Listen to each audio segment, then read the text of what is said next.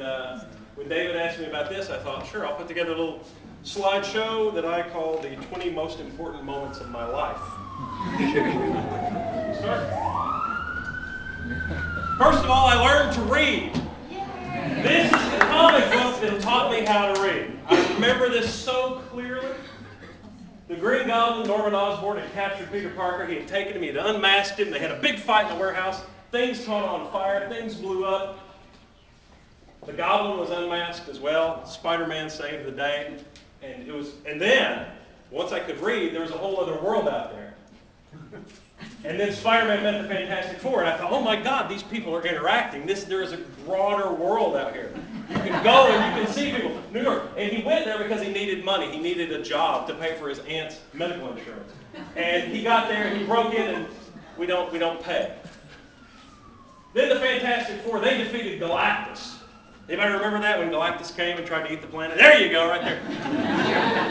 But Reed Richards, he found the ultimate nullifier, which would destroy the entire universe if Galactus didn't just back the hell off. And Galactus thought, this is crazy, you can't give them this power. And then Spider-Man's girlfriend died. The Green Goblin threw her off the George Washington Bridge, and he tried to save her. And he spun the web, and it got there, and it caught her, but her neck snapped. Oh, wow.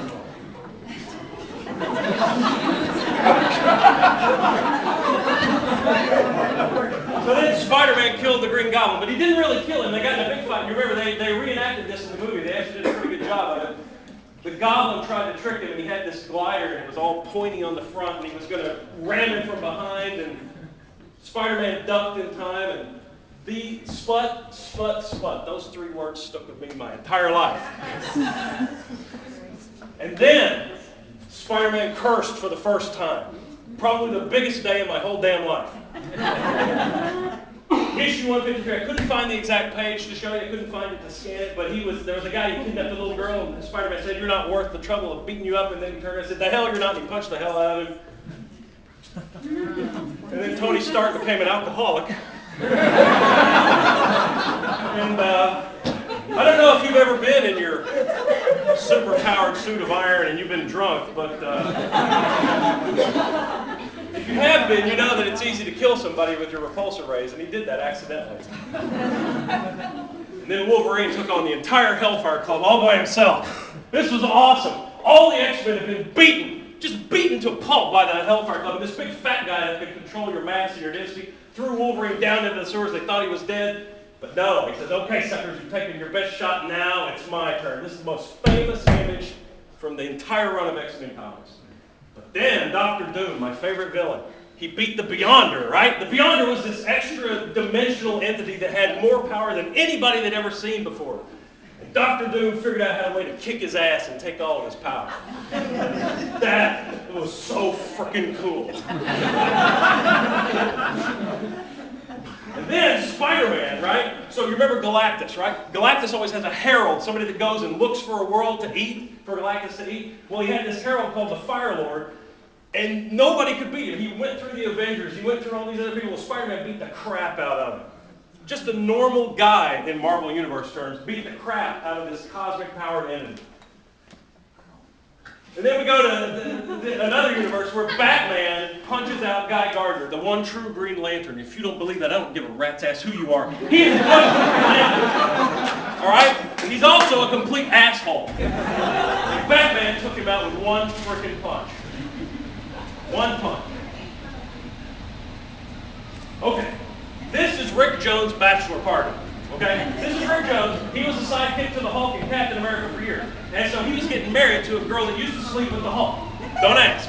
So they had a bachelor party. Everybody was there. Captain America hired an Dykes. What the hell is the word? He thought it was a magician. It was a stripper. Oh. The birth of my children.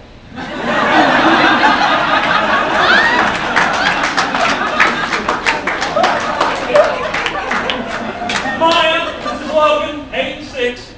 I stood in the spot where my father died as I caught Logan.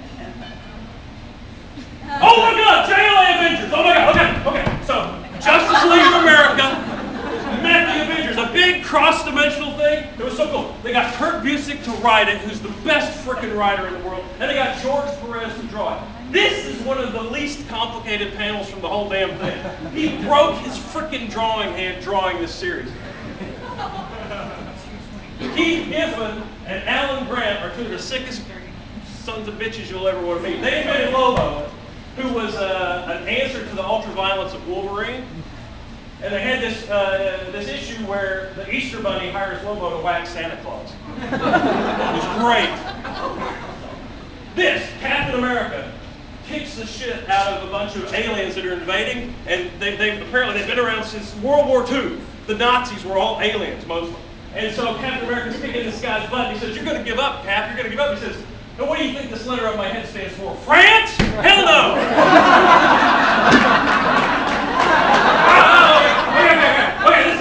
Okay, so this is Luke Cage, right? Luke Cage, Power Man, right? Been around forever, very low-level character.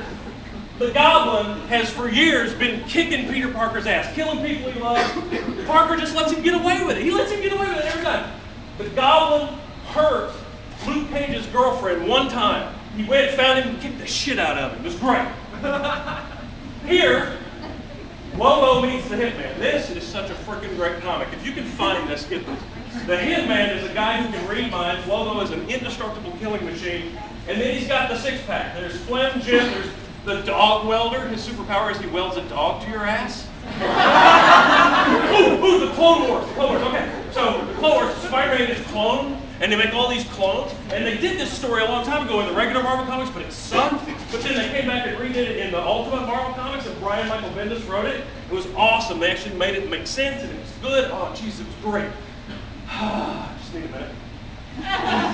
Oh, finally, Preacher. Garth Ennis is one of the best writers in the world. If you think you've had some sick thoughts in your head, no. Garth Ennis has outsicked you. Okay? This is a book about a guy, a con man, who is inhabited by the spirit of a creature that's the union of a demon and an angel, and he can make people do whatever he says just by using a special tone of voice. And in one of these issues, he tells a guy, "Go fuck yourself."